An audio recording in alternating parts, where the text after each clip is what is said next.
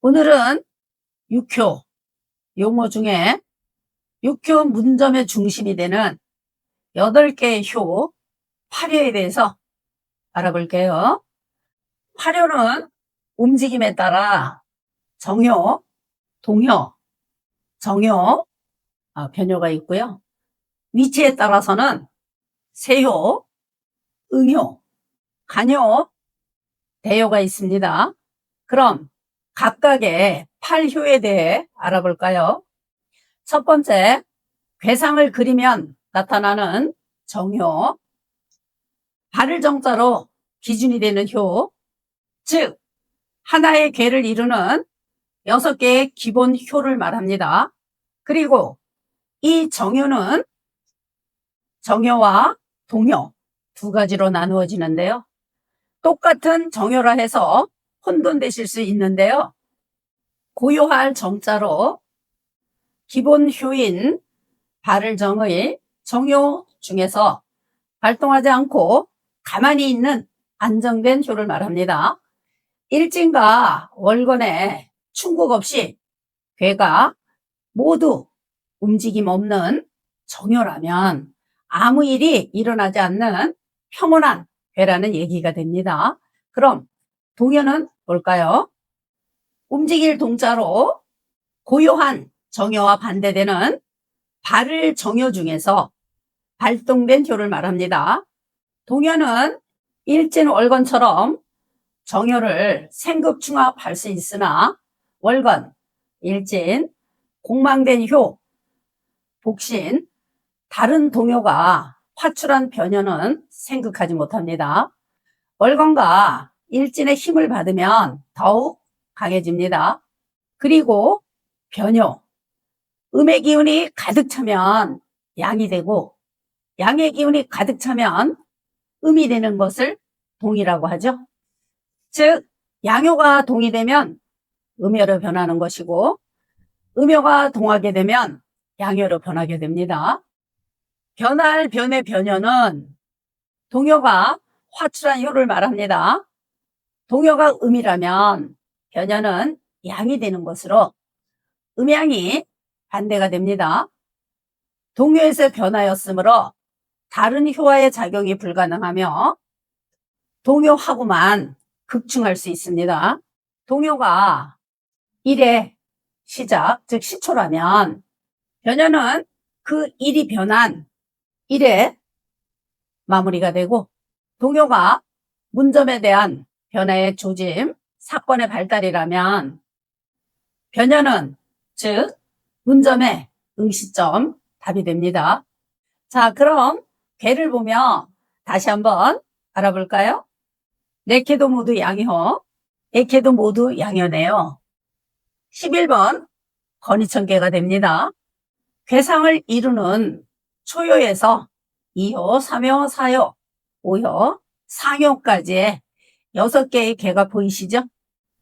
이게 바로 발을정, 기본이 되는 정효가 됩니다.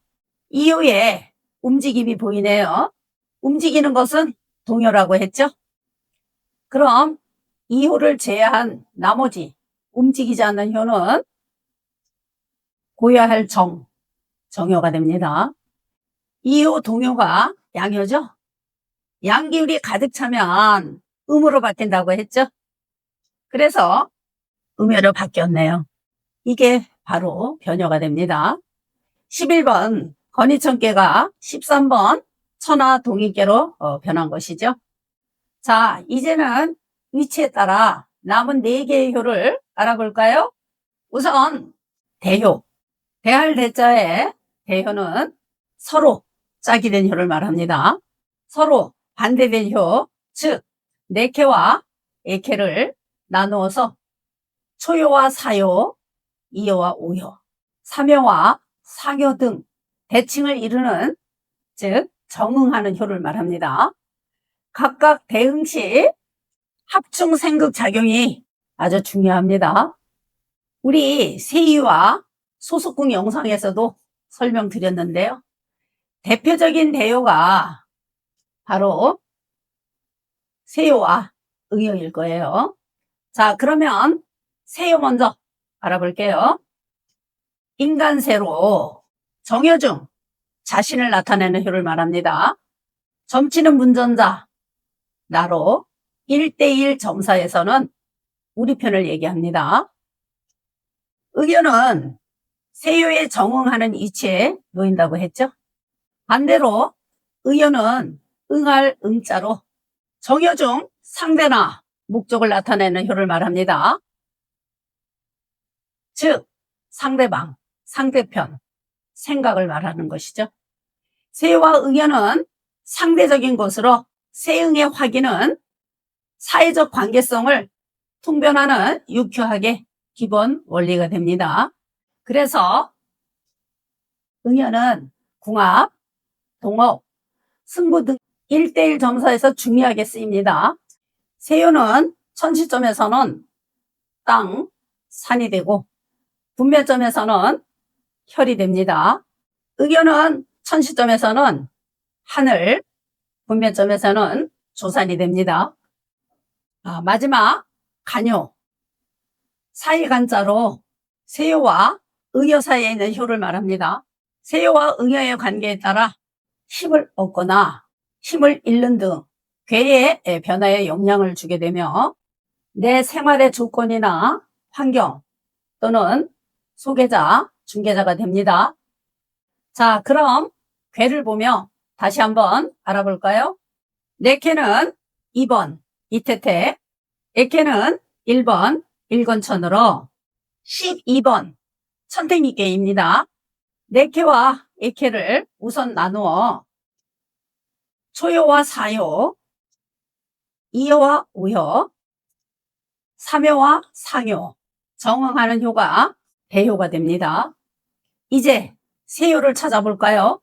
초효와 사효는 같고 이효와 우효도 같고 삼효와 상효만 다르네요. 이를 3불 5세로 세는 오효에 옵니다.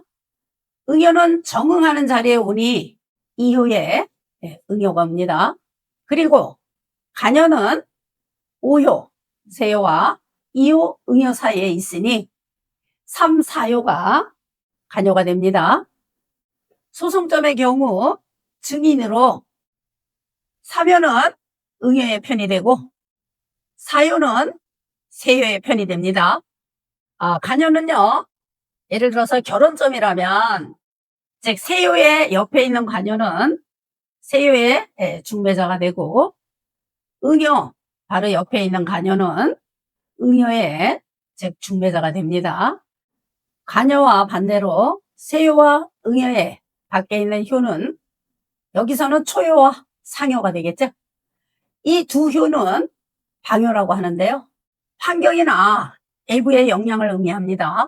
간효가 내 생활에 주어진 조건이라면 방효는 내 생활권 밖에 비춰진 환경이라고 할 수 있습니다. 8효가 각각 움직임과 이치에 따라 쓰임이 다르다는 것을 아셨죠? 6효 해석의 기본이 되는 8개의 효에 대해서 간단하게 알아봤는데요. 앞으로 나올 관련 영상에서 정확한 이해를 하시는데 도움이 되었으면 합니다. 감사합니다.